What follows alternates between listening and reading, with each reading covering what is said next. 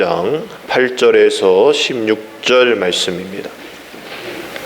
마태복음 20장 8절에서 16절 말씀입니다.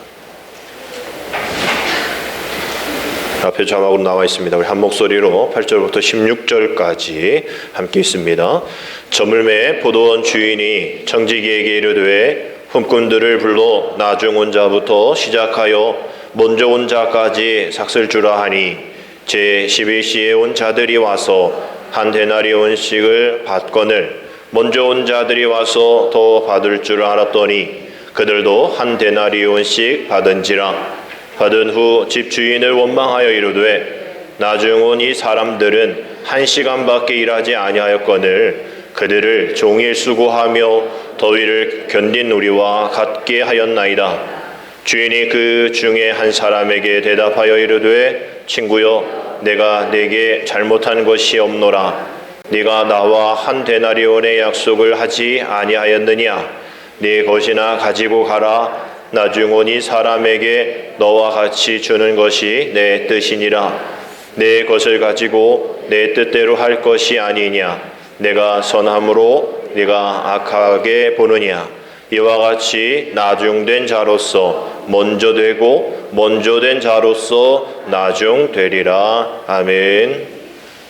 할렐루야. 오늘은 하나님의 나라가 완성될 때를 소망하는 왕국절에 시작하는 주일입니다. 왕국절은 뭐 어렵진 않아요. 우리가 뭐 왕국회관 이래서 이단 것 같지만 하나님의 다스림 가운데 주님이 우리의 피난처시고 또 우리의 환난 날에 만날 큰 도움이시다라는 것을 의지하면서 내가 하나님만을 의지하며 하나님께로 피하겠습니다 라는 그러한 주일입니다. 우리 시편 59편 16절 17절 말씀 있죠. 우리 함께 읽을까요? 나는 주의 힘을 노래하며 아침에 주의 인자하심을 높이 부르리오니 주는 나의 요새이시며 나의 환난 날의 피난처이십니다. 나의 힘이시여 내가 주께 찬송하리오니 하나님은 나의 요새이시며 나를 긍휼히 여기시는 하나님이시다. 아멘. 이 말씀이 내 삶 가운데에 임하면 여러분 그것이 하늘나라입니다. 왕국인 것이죠. 하나님이 우리를 통치하시는 하나님이 왕이시고 우리는 그 하늘나라의 백성이기 때문인 겁니다. 여러분들도 뉴스를 통해서 아시겠지만 지금 아프가니스탄에 대한 많은 뉴스들이 나오고 있습니다. 아직도 카불 국제공항에 한 2만 명 정도 대기하고 있다고 하는데 이제 내일 모레인가요? 31일이 미군 철수의 마지막 데드라인 아닙니까?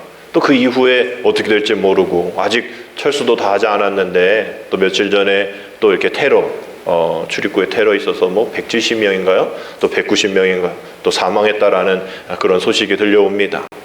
참 이런 어려움 가운데에 전에도 지난주에도 말씀드렸듯이 아프간이 전 세계의 기독교 박해국가 두 번째 나라, 북한 다음에 두 번째 나라이고 공식적이진 않지만 공식적이었다가 살해를 당하기도 하고 또 죽임을 당한 사형을 처하기도 하는 그러한 이슬람 국가이기 때문에 한 10,000명, 12,000명 정도의 기독교인들이 지금도 오늘 이 말씀을 또 묵상하면서 여호와만이 우리의 피난처이십니다.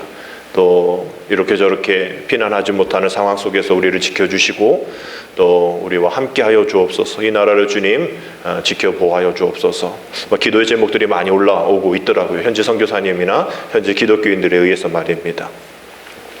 그래서 다행인 것은 지난주에 정부에서 이제 미라클 작전이라는 이름으로 390명 정도의 아프간인 우리나라 정부와 관계된 약간 NGO라든지 기업에 관계된 분들은 못 모시고 온 걸로 알고 있는데 하여튼 정부와 관계되어 있는 연관되어 있는 현지 협력자들을 무사히 잘 데리고 온 그런 일들이 있어서 좀 다행이다라는 생각하게 됩니다. 이런저런 또 좀 내세우려고 하는 그런 모습 때문에 또 좀 문제가 좀 불거지기는 했지만 외신에서는 참 잘한 일이다라는 평가를 하고 있죠. 특별히 이제 390명 중에 완전히 몇 세 되지 않는 애들이 190명 정도 된다고 그래요. 거의 반 이상을 그 아이들이 구성이 되어 있습니다. 이런 모습을 보면서 전에 한 기사를 본 적이 있는데, 이제 우리 교민들이 이제 빨리 나와야 되는데 한 교민이 안 나오고 있다라는 기사를 저도 봤어요. 그래서 거기 공간에 있는 직원들이, 주재원들이 빨리 갑시다 이랬더니 뭐 이런 사업 이런 것 때문에 못 갑니다. 이틀 동안 뭐 설득해서 겨우 데리고 왔다. 이래서 우리 교민은 이제 거기 없는 걸로 알고 있는데, 그 사람을 막 좀 비난했거든요. 그냥 내버려둬라, 무책임하다, 지만 살려고, 자기만 돈 벌려고 그런다, 막 이런 욕을 많이 했거든요. 저도 그랬던 것 같은 생각이 좀 드는데, 그러면 안 되지. 빨리 이렇게 기회 있을 때 막 15일이었거든요. 이런 철수 작전 하기 이전에. 그런데도 이제 안 오고 버텨서 좀 그랬는데, 그게 약간 이제 가짜뉴스 오보였던 거예요. 이 분이 자기의 이 사업체에 그 390명 다른 분들 거기에 좀 안전하게 모시게 하는 그런 역할을 했다라는 겁니다. 그래서 이게 이제 비밀 작전이기 때문에 알려지기가 그러니까 그 그 사업체 운영하는 그 사장님 덕 때문에 이렇게 조금 여유 있게 뭐 안전하게 좀 이게 대기할 수 있었던 거예요. 그래서 그 사람들이, 외교부 관계자들이 그 교민의 그 사업장 때문에 임시 쉼터로 제공한 덕분에 이 섭씨 40도를 육박하는 무더위를 피할 수 있었고, 또 뭐 이렇게 난무하는 그런 상황 속에서 어린아이들이 그나마 조금 안전하게 또 대기하고 또 이동할 수 있었다라고 얘기를 합니다. 그러면서 그분을 현대판 쉰들러 리스트의 또 주인공이다라고 얘기를 해요. 그래서 오래전에 한 93년인가요? 스필버그 그 유명한 영화 감독이 이 쉰들러 리스트를 영화를 만들었죠. 여러분들도 잘 아시는 영화라고 생각합니다. 마지막 장면이 되게 유명하잖아요. 독일군 독일계 체코인인데 이 그 유태인들을 다 죽어가니까 그 사람들을 막 모아서 자기 공장에 뭐를 만들어야 되는데, 이거 만드는 건 둘째치고 막 다 데리고 오는 거예요. 끌려가네 데리고 오고 뭐 하나 다 데리고 와서 또 딱 죽어나가니까 말이죠. 가스실 다 들어가니까. 그래서 1200명을 모아서 전쟁 끝날 때까지 버티고 이제 막 회사는 부도나는 그런 직전에 있는 데까지도 막 처음엔 안 그렇지만 그렇게 유대인들을 1200명을 이렇게 안전하게, 그리고 나중에 전쟁 끝나고 자유로운 몸에 되어진 다는 못 살렸지만 이 1200명을 살리는, 그리고 마지막에 그들이 자기들의 금리빨 이렇게 해서 반지를 만들었잖아요. 그래서 그거만 팔아도, 또 자기 차만 팔아도 두세 명 더 구할 수 있을 텐데 막 눈물을 흘렸던 그런 일대기를 그린 영화입니다. 그래서 많은 오스카상도 받고 막 그랬던 감동이 있는 그러한 영화인데, 그러한 쉰들러 리스트와 같은 그 교민이 그러한 이름은 밝혀지지 않지만 그러한 리스트였다라고 얘기를 해요. 그래서 이렇게 이제 진천인가요? 충북 진천에 데리고 와서 거기서 6주 8주 동안 있을 예정인데, 또 많은 사람들은 왜 이슬람 애들을 또 데리고 왔냐, 또 얘네들 또 테러 분자 그 속에 들어가 있는 건 아니냐, 이러면서 또 의견이 또 분분합니다. 또 청와대 게시판에도 또 올려서 빨리 그냥 추방해라 이런 이야기도 많이 있어요. 이런저런 의견은 다 여론은 있겠지만, 그래도 우리는 믿음의 사람으로서 우리가 직접 하는 건 아니니까 우리가 바라보는 시각은 출애굽기 23장 9절에 있는 그런 시각인 거죠. 우리도 이방이었다라는 거예요. 너는 이방 나그네를 압제하지 말라. 너희가 애굽 땅에서 나그네 되었은즉 나그네의 사정을 아느니라. 너도 그랬지 않았냐? 너도 그런 상황이 있지 않았어? 너도 구원받지 못할 그러한 나그네였잖아. 거류민이잖아. 영적 난민이잖아 라면서 우리에게 주는 말씀은 그들을 포용하는 그런 모습으로 나아가자라는 그러한 분위기입니다.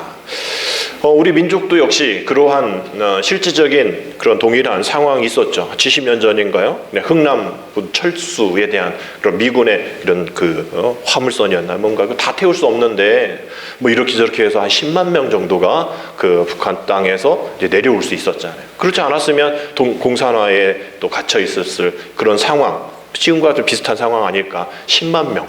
지금 390명인데 그 10만 명에 대한 그러한 도움을 받았던 우리였던 것을 우리는 기억해야 합니다. 그래서 이렇게 구출받은 사람들이 그 자리에 있었다면, 자기 집에 있었다면 분명히 이런 한국과 연관되어 있기 때문에 이런 어떤 살해의 위협을 받게 되어지는 그런 사람이겠죠. 근데 지금 한국 땅에 있습니다. 그들의 지금의 심정은 어떨까? 뭐 불안도 하고, 뭐 남겨둔 가족이 있다고 하면 좀 더 또 친척도 있을 수 있고 또 불안하겠죠. 그럼에도 불구하고 안도감 있고 또 감사함이 공존할 상태일 겁니다. 지금도 이렇게 저렇게 여러 소식 들으면서 안타까워하겠죠. 그런데 이렇게 충북 진천에 한 6주 8주 있는 동안에 이렇게 이 한국 정부에 감사한다고 하면서도 그들이 이제 이슬람권이니까 뭐 그들의 막 먹는 이제 이슬람 음식이 있겠죠. 왜 이거 안 주냐부터 시작해서 만약입니다.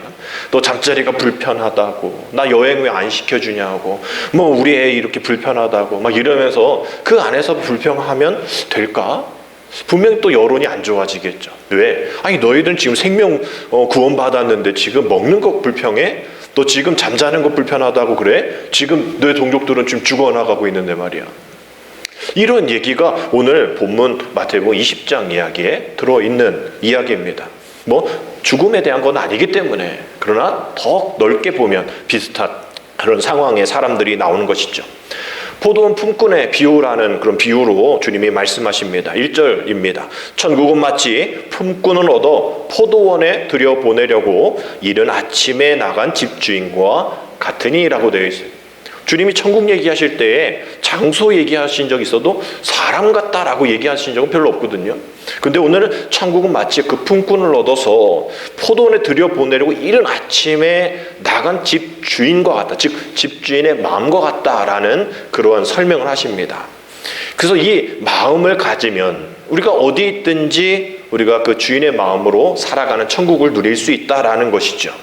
포도 수확기가 되어서 포도원에 사람이 필요하니까 고용하기 위해서 사람들을 인력 시장으로 갔겠죠. 그래서 여기서 주의 깊게 살펴볼 것은 정말 포도원에 일이 필요해서가 아니라 아까 그 신들러와 같은 그 유대인들을 살리기 위해서 데리고 오는 돈을 주고 자기의 사비를 다 털어서, 신들러도 나중에 부도가 나고 다 이렇게 파산이 되어가지고 뭐 나중에 되게 어려웠을 때 그 1,몇백 명의 1,200명의 그 가족들 유대인들이 십실반 모아서 그를 도와주고 막 그랬던 일들처럼, 지금 이 포도원 주인은 포도원에 일이 많아서 또 수확을 하기 위해서 그 사람들을 부르러 간 것이 아니라라는 것. 그곳에서 일이 없어서 빈둥거리든지 또 일거리를 받지 못해서 방황한 이들에게 기회를 주고 임금을, 품삯을 주는 그런 포도원 주인의 뜻이 있다는 것을 기억하셔야 됩니다. 이 비유는 여기서만 시작되는 것이 아니라 이 앞장과 이어집니다. 바로 앞장은 이렇게 되어 있어요. 마태복음 19장 30절입니다. 그러나 먼저 된 자로서 나중되고 나중된 자로서 먼저 될 자가 많으니라. 오늘 우리가 읽은 말씀과 동일한 순서만 좀 바뀌었을 뿐인데, 이게 누구에게 한 얘기냐면 예수님이 부자 청년 만났을 때 어떻게 영생 얻습니까? 막 이러다가 뭐 이래라 저래라 하니까 얘가 그냥 가버렸잖아요. 보상이 없으니까. 내가 이렇게 잘했는데 왜 보상이 없습니까? 라고 하니까 베드로가, 아니 자기도 지금 이제 19장 27절에 베드로가 얘기하는 거예요. 아니 우리도 다 모든 것 버리고 주님 따르는데 우리에게 보상이 뭐가 있습니까? 우리에게 무엇을 얻게 됩니까? 라는 그런 얘기를 했을 때에 먼저 된 자가 나중된다라고 얘기해요. 오늘 우리가 읽은 본문에서 나중된 자가 먼저 된다니까 앞에 있는 게 중요한 거죠. 먼저 된 자, 즉 너희들. 먼저 복음을 알고 예수의 진리를 알고 내 주변에서 함께 그 일들을 가장 먼저 아는 너희를 조심해. 뭐 보상 받으려고 쫓아다니는 거 조심해. 너 나중될 수가 있어? 라는 그런 얘기를 하셨는데 애들이 잘 못 알아듣는 거예요. 그래서 다시 다른 그러한 이야기를 부연 설명을 하기 위해서 오늘 20장의 말씀을 또 말씀을 하시는 겁니다. 하나님 나라의 특징에 대한 것을, 현실적인 얘기를 잘 이해하기 위해서 추수 장면을, 또 한 데나리온에 대한 그 실질적으로 사용되어지는 화폐에 대한 얘기를 하고 있는 거예요. 인력에 대한 얘기도 그 당시에도 뭐 일이 필요하면 사람들 사기도 하고 쓰기도 하고 이랬던 그런 당시 풍습들도 있었으니까 말이죠. 근데 이걸 잘 살펴보면 포도원 주인이 제 3시 이제 이게 그날의 시간법과 우리나라 시간법 다르기 때문에 제 3시하면 오전 9시로 보시면 됩니다. 오전 9시에 또 나가보니라고 되어 있어요. 그러니까 앞에는 시간이 나와 있지 않지만 9시 이전에 가서 사람들을 한 대리론 줄 테니 와라 이걸 데리고 왔단 말이죠. 근데 주인이 9시에 다시 나가서, 또 나가서라고 표현되어 있으니까 또 나가서 보니까 애들이 아직도 있어요. 그래서 또 데리고 왔대요. 그러니까 9시 이전에 이렇게 보면 1시간 전, 2시간 전이라 이해할 수 있겠죠. 오전 7시, 뭐 8시에 첫 번째 사람 부르고 오늘 정확하게 시간이 나와 있는 오전 9시 제3시에 나가 보니까 사람들이 있어서 또 데리고 와요. 또 그렇게 보니까 또 12시에도 있고 또 나가보니까 또 3시에도 사람이 있고 또 나가보니까 5시에도 사람이 있어서 이제 마지막 5시에 있는 사람, 그래서 1시간 일해가지고 6시까지 마감을 하는, 그래서 사람을 데리고 와서 한 데나리온을 준 그러한, 그냥 겉으로 보면 그냥 평범한 이야기와 같은 그런 이야기예요. 근데 일반 포도원 주인의 이 목적은 그 사람들 데리고 와서 싼값에 데리고 와서 많은 열매를 또 최대한의 일거리를 하는 것이 목적이겠죠. 근데 앞서 말씀드린 것처럼 이 주인은 그 목적이 아니었다는 거예요. 관심이 거기에 있었던 것은 아니었다는 거예요. 그들을 보니까 너무나 마음이 아픈 거죠. 마음에 또 눈에 밟힌 겁니다. 그 품꾼들뿐만 아니라 그들의 가족들, 또 그들의 앞날, 또 그들의 선택받지 못한 것에 대한 좌절, 또 안타까움. 뭐 지금도 코로나로 인해서 또 인력 시장이 되게 좋은 환경이 아니잖아요. 지금 동일한 일들 아닐까 생각합니다. 비정규인들의 중에 어려움들인 것이죠. 근데 주목해야 할 것은 그 오늘 집주인, 포도원 주인이 그 품꾼들에게 약속한 한 데나리온입니다. 우리야 뭐 액수 잘 모르지만 한 데나리온은 일당이라 보시면 돼요. 근데 이 일당이 어떤 일용직의 일당이 아니라 정규 근무하는 연봉에 대한 것을 나눴을 때의 일당을 말하는 겁니다. 즉 하루하루 살아가는 그러한 뭐 일이 있으면 하고 안 하는 그런 비정규직 그 사람들의 일당은 아니라는 거예요. 정규직 또 숙련된 기술을 갖고 있는 그런 사람들에 대한 그런 한 데나리온의 일당인 겁니다. 그러니까 이 일당에 받을 만한 사람이 아닌 거예요. 그런 사람들에게 그러한 한 데나리온을 줬다라는, 어쩌면 너가 그것을 받을 만한 자격은 되지 않지만 인간다운 삶을 살기 위해, 오늘 이 하루의 삶을 살기 위해 그래도 최소한의 필요한 그러한 돈, 한 데나리온을 내가 너에게 주는 거야 라는 어떤 그러한 의미가 포함되어 있는 것이죠. 그 한 데나리온이 그 노동자, 또 그 노동자의 가족의 하루의 삶이고 생명이라는 거예요. 그래서 이 품꾼들이 이 한 데나리온을 받을 그런 생각을 했을 때에 깜짝 놀랐겠죠. 우와, 많이 주네? 열심히 해야지. 감사하네? 이러면서 이제 받는 마음이겠고, 주는 사람도 당신은 이 한 데나리온을 받을 만한 그런 가치를 누릴 만한 사람입니다라면서 그 사람을 인정해 주는 겁니다. 그러니 그렇게 인정해 주니까, 또 선택을 받으니까 그 품꾼이 얼마나 열심히 일했을까요? 힘든 상황이었겠죠. 비록 그렇게 그냥 좀 이렇게 있어야 하더라도 내가 어떻게 그냥 있어요? 열심히 일할게요 하면서 일을 했겠죠. 오전 7시부터 계속 일을 하는데 주인이 나가면서 또 누군가를 데리고 와요. 그러면서 같이 일을 하고 또 계속 나가고 데리고 오고 계속 나가고 데리고, 이러면서 아주 아름다운 한 데나리온을, 이러면서 아름다운 그러한 일들을 이루어가는 천국을 그 안에 만들어내고 있습니다. 근데 이제 문제는 이제 이 품삯에 대한 그런 이야기인 것이죠. 근데 보니까 마지막에 온 사람부터 주인이 결산을 합니다. 마지막, 아까 말한 오후 5시의 심정, 1시간밖에 일 안 했는데, 우리가 뭐 이렇게 인력시장에 나가보지 않아서 모르겠지만 그 마지막까지 남아있지 않거든요. 아침에 다 이게 없으면 다 집에 갑니다. 이게 없으니까. 근데 얼마나 더 간절했으면 마지막 5시에도 사람이 거기에 나와 있었을까. 그만큼 간절하다는 거죠. 오늘 내가 벌지 못하면 내 가족이, 또 내 어떤 대출 이런 그 문제들이 생기니까 마지막까지 있지 않을까. 발을 동동 구르면서 그 자리에 있었던 사람일 거예요. 근데 그 사람을 데리고 왔습니다. 얼마라고는 정확하게 얘기를 안 했던 것 같아요. 하여튼 데리고 와서 그래도 조금이라도 내가 받을 수 있겠지. 오늘 한 끼라도 받을 수 있겠지. 라면서 그런 생각을 갖고 누군가 나를 써줬어. 내가 오늘 잘하면 저 사람에게 내일 또 선택받을 수 있어. 라는 그런 기대를 가지고 1시간이라 할지라도 열심히 일했을 겁니다. 많은 액수를 받지 못하다 할지라도 포도라도 좀 주겠지. 오늘 내 가족에, 내 아이한테 포도라도 사주지 못하는 그런 포도라도 줄 수 있겠지라는 그런 생각을 가졌을 거예요. 근데 그 마지막에 온 사람부터 품삯을 주는데 한 데나리온을 주는 겁니다. 놀랬겠죠. 얼마였는지 잘 몰랐지만 분명히 이렇게 앞에 있는 사람한테 들었을 거예요. 나 원래 한 데나리온 받기로 했어. 그러면 거기서 이제 막 자르는 거죠. 내가 온 시간, 그 사람이 한 시간, 뭐 한 열 몇 시간 차이가 나니까 그 사람의 10분의 1 정도 받겠지라고 생각했는데, 그 사람이 받을 거라고 얘기했던 그러한 한 데나리온은 1시간밖에 일하지 않는데, 자격도 없는데, 비정규직인데 정규직에 대한 그 보상을 주겠다라는 그런 이 보상을 받는 겁니다. 너무나 기뻤겠죠. 근데 문제는 그 다음 일찍 온 사람들의 마음입니다. 그 사람의 마음이 바뀌기 시작한 거예요. 분명히 한 데나리온이라고 했는데 1시간밖에 일하지 않고 자기보다 10배가 차이 나는 그 사람이 한 데나리온 받았으니 나는 10배는 아니더라도 더 주겠구나. 아, 이 주인이 좀 마음이 바뀌었나 보다, 돈이 더 많아졌나 보다 라는 그런 생각에 자기들이 막 계산을 합니다. 근데 그렇게 주지 않았잖아요.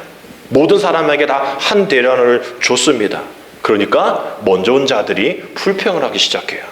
근데 먼저 온 자들의 품꾼을 깎았나요? 약속과 다른가요? 아니잖아요. 품꾼을 품삯을 덜 준 것 아닙니다. 그들의 불평은 뭡니까? 지금 늦게 온 사람에게도 똑같이 줬다라는 거예요. 그것을 원망하는 겁니다. 지금 주인이 악하기 때문이가 아니에요. 또 일반적인 그러한 어떤 약속을 어겼기 때문이 아닙니다. 저 사람을 더 줬다라는 거예요. 나는 덜 받았다라고 생각합니다. 전혀 말이 되지 않잖아요. 주인의 마음인데 말이죠. 지금 비교하고 있는 거죠. 얼마 전까지만 해도 아마 행복한 공동체였을 텐데, 마지막 6시에 5시에 온 사람 한 데나리온 주기서부터 그때부터 마음이 요동하기 시작한 겁니다. 다른 기준으로 생각하게 된 것이죠. 12절에 이들이 아주 상식적인 불평입니다. 뭡니까? 나중 온 이 사람은 1시간밖에 일하지 아니하였는데, 아니 지금 나는 하루 종일 또 땀 흘리면서 더위 시간이 있었을 거 아니에요. 12시 뭐 이때쯤 수고하고 더위에 견딘 우리를 똑같게 주는 게 말이 됩니까? 동등하지 않습니다 라고 얘기를 하는 거예요. 지금 만약 이렇게 했으면 뭐 난리 났겠죠. 분명히 이거 문제 있다라고 얘기를 할 수 있는 그런 상식입니다. 지금 경제 논리로도 맞지 않는 거예요. 아리스토텔레스의 경제 논리 보면 이렇게 되어 있습니다.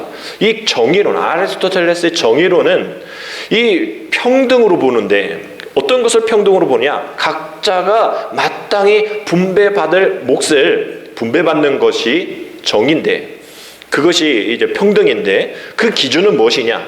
같은 것을 같게, 다른 것을 다르게 분배하는 것이다 라고 얘기를 해서, 지금 경제 논리가 저러 상황이죠. 아니 어떻게 10시간 일한 사람 시급하고 1시간 일한 사람 시급이 똑같습니까? 말이 안 되는 거잖아요. 그럼 불평할 수밖에 없는 거죠. 분명 시급이 정해져 있는 것이니, 이런 경제 논리가 있는 이 기준에 분명 다른 기준으로 이 포도원 집주인은 하고 있는 거예요. 제일 늦게 5시 한 일꾼과 비교하고 또 계산하다 보니까 나는 어쩔 수 없이 집중하게 되어지는 것이고, 내가 한 일이 있는데, 내가 한 시간이 있는데 라고 계산할 수밖에 없는 게 당연한 그런 경제 논리일 겁니다. 분명 그 차이가 있기 때문인 것이죠. 그래서 이렇게 불평할 수밖에 없는 것이 이들은 정의다라고 얘기할 거예요. 근데 우리가 앞서 생각을 해보면 정말 그 주인이 자기에게 은혜를 베푼 것을 잊고 있는 겁니다. 아무도 자기를 선택하지 않았을 때, 누가 불평했는지 정확히 나와 있지 않아요. 몇 시에 나온 사람 둘 중에 한 명인지는 모르겠습니다. 그러나 우리가 짐작컨대 처음에 있었던 그런 사람이겠죠. 그 3시 이 사람은 아닐 수도 있어요. 앞에 있는 사람일 겁니다. 9시 아니면 7시 그 사람이겠죠. 지금 그 자기를 선택해준, 그러나 약속을 배반하진 않았지만 다른 기준을 가지고 자기 생각했을 때 불평할 수밖에 없는 그 사람들은 지금 내가 당신을 위해 무언가를 하지 않았습니까? 라는 것에 집중하고 있는 거예요. 이제 이들의 마음이 은혜가 사라지기 시작합니다. 내가 당신에게 뭔가를 했잖아요. 내가 했으니까 기브 앤 테이크 해줘야지. 지금 복잡하게 계산하고 있는 겁니다. 그 계산 가운데 감사가 있어야 할 텐데 불평이 사로잡히게 되어지는 것이죠. 분명히 자기의 예상된 금액이 보상되지 않기 때문에 몇 시간 전에 정말 행복했던 한 데나리온 받아서 이거 어떻게 하지? 이거 어떻게 쓸까? 이거 오늘 뭐 할 수 있겠네? 라면서 그렇게 기뻤던 천국이, 그 사람이 받는, 다른 사람이 받는 그 액수를 보고 자기와 똑같은 것임에도 불구하고 그 순간 지옥이 되어지는, 불평의 지옥으로 변하게 되어지는 경험을 하게 됩니다. 우리는 언제나 내가 수고하고 내가 견뎠고 또 내가 일한 것을 더 크게 느끼게 되어지는 것, 우리 삶입니다. 나보다 남의 떡이 더 커 보이는 그런 이야기를 하는 것이기 때문이죠. 당연히 나의 것을 더 요구하고 또 나의 노력 수고에 대한 정당한 대가 바랍니다. 또 지급되지 않으면 참을 수 없는 것이 우리들의 모습인 것이죠. 그래서 개인 간의 갈등이 생기고 또 회사와 갈등, 국가 간의 갈등, 이것이 이제 국가뿐만 아니라 부모, 형제, 부부관계, 정말 행복했던 관계가 지옥과 같은 그런 불편한 관계로 변화되어지게 된다는 것이죠. 오늘 이 이야기는 경제윤리 이야기하는 것 아닙니다. 지금 천국 얘기하고 있는 거예요. 천국을 살아가는 사람들의 사고방식은 그 집주인의 마음과 그 포도원 집주인의 마음과 같아야 한다. 다른 사람의 아픔을 가지고 있는 그 마음.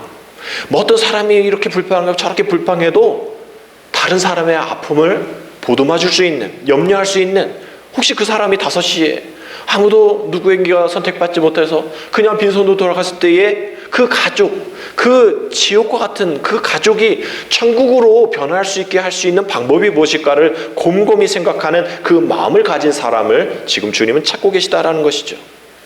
이들은 1시간밖에 일하지 않은 그 일들 가운데에 너무나 감사하면서 그 일들을 집에 가서 오늘 이런 일이 있었어. 정말 기적 같은 일이 있었어. 이게 미라클 작전 아닌가요? 정말 엄청난 일이야. 엄청난 일이야. 내게는 있을 수 없는 일이야. 라면서 그 가족들과 기쁨을 나눴겠죠. 정말 자기가 선택받은 것에 대한 감사함이 있을 겁니다. 그러나 다른 불평했던 사람들은 분명 약속을 어긴 것이 없음에도 불구하고 정말 그 기쁨을 유지하지 못했던, 공평과 평등을 다른 기준으로 생각했던 그 이름으로 인하여서 지옥의 삶을 살게 되어진 것이죠. 우리는 이 탕자의 비유도 역시 비슷한 것이 아닌가라는 생각합니다. 정당한 대우를 받은 사람, 또 과분한 대우를 받은 사람, 이런 대조가 있어서 그로 인해서 그 당시 어떤 바리새인들 또 서기관들을 책망하는 그런 모습이 있듯이 오늘 이 말씀을 통해서 지금 천국을 누리며 살아가지 못하는 우리들에게 그 받은 은혜, 선택받은 그 은혜를 누리지 못하고 비교하면서 다른 기준으로 살아가는 우리들에게 주는 하나님의 말씀이 분명 담겨져 있다는 생각하게 됩니다. 오늘 16절 말씀 보면 이와 같이, 우리 같이 읽을까요? 이와 같이 나중된 자로서 먼저 되고 먼저 된 자로서 나중되리라. 오늘 여기서는 나중된 자가 먼저 나오잖아요. 주님의 관점은 나중된 자에게 있다라는 겁니다.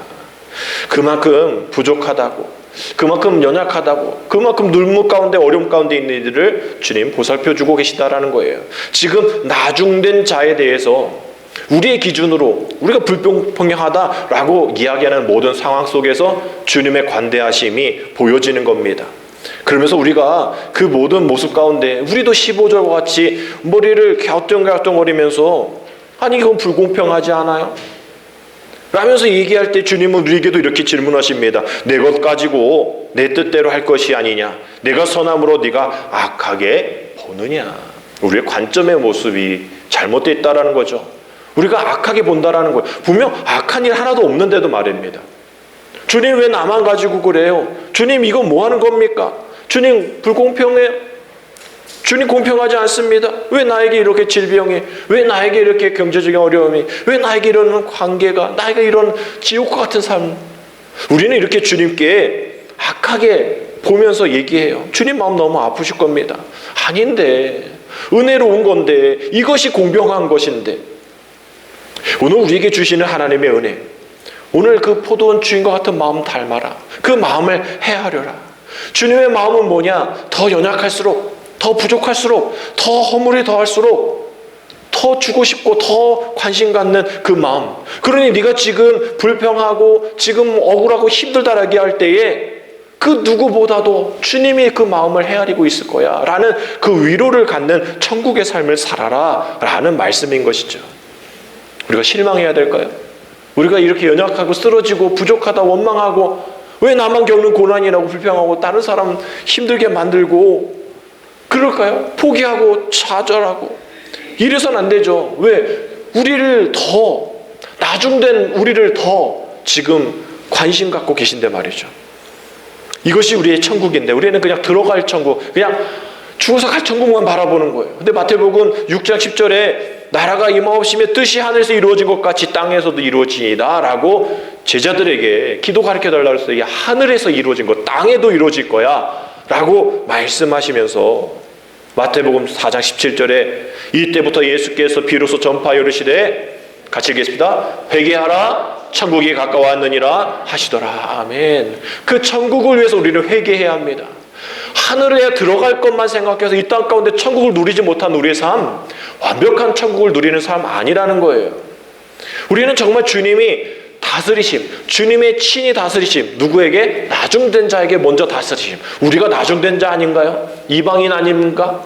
또 여러분들이 모태신앙도 있겠지만 정말 주님의 은혜 가운데에 나중된 자라 아니에요? 은혜 받은 자들인데 주님의 그러한 직접적인 통치와 다스림 가운데 있는 천국 왜 누리며 못 사냐는 거예요. 하루에 그냥 수없이 어떤 시간은 천국을 누리며 살다가 그냥 순간 지옥의 삶을 살아가는 그런 모습 가운데, 그런 모습이 우리의 현실 아니냐라는 질문인 것이죠. 아까 그 은혜 받지 못했던 불평했던 그 품꾼들의 그 설명들, 내가 주인을 위해 뭔가를 하지 않았습니까? 이런 뜨거운 날씨 가운데서 내가 주인을 위해 뭔가를 하지 않았습니까? 왜 그거 기억 못합니까? 라면서 불평했었던 이 모습들이 지금 코로나19 시대는 보내는 우리들에게도 적용이 되어질 수 있는 말씀인 것이죠. 코로나19가 장기화되면서 교회 출석하지 않는 이들이 많이 발생하고 있습니다. 많은 전문가들이 이제 코로나 끝나고 나면 대형교회, 소형교회 상관없이 정말 3분의 1은 정말 제적에서 없어질 것이다 라고 얘기를 해요. 이런저런 예배 참여하고 싶어도 사회적 거리 4단계로 인해서 이렇게 저렇게 제한받고 이래서 온라인 예배를 하게 되어지고, 또 그런 내 가족의 기저질환이네, 직장 내 이런 방치비 일어나 이런 피치 못한 사정 때문에 예배가 열려 있어도 예배 참여하지 못하는 이들이 많이 생기게 되어지는 겁니다. 그래서 이런 얘기가 있어요. 명목상 교회 다녀주는 교인들이 생기게 되어지는 거예요. 교회 다녀주는 교인이라는 겁니다. 코로나 시대에 예배 출석하지 않아도 되어지는, 그래서 어떤 면죄부가 되어지는, 교회 다녀주는 사람이 되어지고 있다라는 거예요. 그래서 요즘 같이 이 극성 마실 때 무슨 교회 꼭 나가야 해? 온라인 예배를 가끔 봐도 하나님 다 이해하셔 라면서 그런 편의주의적인 발상, 무교회주의적인 발상이 자연스럽다고 생각하는 이들이 많아지는 겁니다. 교회 다녀주는 사람이기 때문이죠. 정말 주님이 우리에게 은혜를 주셔서 우리를 구원해 주셨는데 그 은혜를 누리는 천국을 경험하지 못하고 지금 우리가 지옥과 같은 삶을 살고 있는 사람들이 있다라는 거예요. 어떤 목사님 이렇게 얘기해요. 만약 코로나 시대에 2개월 이상 현장 예배든 온라인 예배든 참여하지 않다면 그 사람은 교인이라 볼 수 없다라고 얘기해요.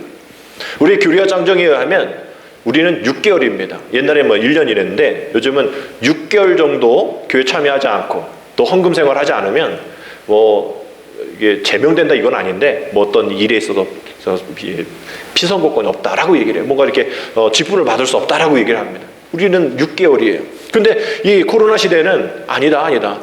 2개월 정도면 충분하다라고 해요. 2개월 정도 아무 온라인 예배, 현장 예배 오지 않으면 이분은 전도 대상자다. 전도 대상자로 분류를 해야 한다. 그냥 교인이라 생각하면 안 된다라고 얘기를 합니다. 이들을 전도 대상자로, 구도자로 분류해서 다가가야 한다라고 얘기를 합니다. 교회 안 나가도 얼마든지 신앙생활 가능하다라고 생각되어지는 이런 상황들이기 때문인 것이죠. 이런 이들에게 생각하는 천국은 어떤 천국일까? 몇 시에 대한 천국일까? 라는 생각을 한번 해보게 됩니다. 결국 비교하고 또 불만을 갖게 되어지고 또 그러면서 불공평하다고 원망하는 그런 모습 가운데 얼마나 넓은 또 깊은 높은 천국을 사모하며 살아가고 있는가, 그런 생각을 한번 해보게 되어지는 것이죠. 하나님의 나라는 분명 나중된 사람이 먼저 되어지고 먼저 된 사람이 나중될 수 있다라는 거예요. 내가 기독교인이니까, 내가 권사니까, 장로니까 이렇게 되다가는 안 된다라는 거예요. 여전히 부족하고 힘들어도 분명히 세상 속에서 이렇게 저렇게 기회 차등이 생겨서 불평하고 어려운 그런 상황 속에 있지만 나중된 나를 그렇게 해줄 수 없는 이 세상 속에서 나를 선택해 주시고 인도해 주신 하나님, 이 예배 가운데 참여하게 하신 하나님, 하나님 그 예배 가운데 예배하게 하시고 교제하게 하시고 선교하게 하시고 봉사하게 하시니 감사합니다. 영적인 호흡 계속 이어갈 수 있도록. 우리가 뭐 육체 호흡, 누구는 뭐 20몇 분 숨 안 쉬고 살 수 있다고 하는데 우리는 다 죽잖아요. 우리는 몇십 분, 몇 분만 호흡하지 않으면 죽습니다. 그래서 우리는 영적 호흡 뭐 1년이 돼도 뭐 몇 달이 돼도 안 해도 그냥 살아가고 있으니 그냥 이게 사는 거다라고 생각하는 것이죠. 그것이 천국이다라고 얘기하며 살아가는 겁니다. 불평하면서 말이죠. 그렇게 살아가는 것 결코 천국이 아니다라고 얘기하죠. 오늘 우리가 찬송 드릴 것처럼 높은 산이 거친 들이 궁궐이나 초막이나 내 주 예수 계신 곳이 그 어디나 어디에? 하늘나라 그 어디나 천국입니다. 주님이 나중된 나, 또 죄 많은 나, 정말 쓸모없는 나, 정말 누구도 나를 선택해 주지 않는 나, 그럼에도 불구하고 주님 앞에 예배하며 주님 앞에 나아가 원망, 불평, 내 이 모든 것 주님 앞에 다 내려놓고 오히려 나를 구원해 주신 그 감사, 그 십자가의 은혜, 그 은혜로 내가 천국의 삶을 살아가는 그 나중된 자를 통해서 주님 역사하시는 이 은혜에 감사합니다. 오늘도 그 마음 가지고 천국의 상급만을 위해서 살아가는 사람들이 아니라 그 천국의 상급을 주시는 그 하나님의 부르심, 내가 뭘 했습니다가 아니라 나를 부르신 그 하나님의 은혜를 오늘도 생각하면서 합간인들이 이 땅 가운데에 잠자고 일어났을 때 무슨 생각했을까? 여러분들도 어려움 있을 때에, 전날이 어려움 있을 때에 뭐 세상 사람들은 술 먹고 잊어버린다 하지만 그 다음날까지 잊어버립니까? 아니잖아. 딱 깨면서 아 그랬구나 이러면서 또 머리 아파잖아요. 우리도 그럴 적 있죠. 전날의 아픔, 전날의 한숨, 전날의 고통, 그 다음날 눈 떠봤을 때 그게 꿈이었으면, 이게 내일이 아니었으면 하지만 또 갑자기 몰려오는 그게 현실이구나, 이게 현실이구나 라고 느끼면서 어려움 가졌을 때에 우리는 어떤 생각해야 될까요? 그 어디나 하늘나라, 내가 비록 거친 들이 있고 비록 초막이 있고 비록 사막 같은 이런 척박한 곳에 살아갔고 놓여있다 할지라도 주님이 그러한 상황 속에 나중된 자 나에게 나를 불러주시고 나를 선택해 주신다면 그 어디나 천국입니다라고 고백하며 우리가 다시 눈을 뜨고 다시 하루를 시작하면 그냥 불평하면서 오늘도 이게 뭐 하는 일입니까? 하나님 뭐 하신 겁니까? 왜 이렇게 불공평하십니까? 내가 하나님을 위해서 주님을 위해서 이렇게 헌금도 많이 하고 예배드렸고 뭐 했는데 말이죠. 이러면서 불평하는 그러한 품꾼이 되지 마시고 오늘도 그 어디나 하늘나라 감사합니다. 하나님의 부르심 감사합니다. 연약한 죄인 된 나를 부르신 주님 감사합니다. 오늘도 그 감사를 선포하면서 천국을 누리시는 그러한 한 주 되어지기를 주님의 이름으로 축복합니다. 기도드립니다. 하나님, 오늘도 하나님께서 베풀어 주시는 일상의 은혜에 감사하며 살게 하여 주옵소서. 비교와 불만은 또 불평은 우리들의 괴로움만 더함을 우리는 잘 압니다. 이제 하나님의 선하심만 깨닫게 하여 주시옵시고 하나님의 부르심에만 감사하게 하여 주시옵시고 그리하여 하나님께서 우리에게 주신 은혜가 분명하기에 그것을 충분히 누리며 감사한 우리 모두가 되어서 감사함을도 오늘도 이 땅에 천국을 누리며 살아가는 우리 모두가 되게 주여 인도하여 주옵소서. 예수님의 이름으로 감사하며 기도드립니다. 아멘.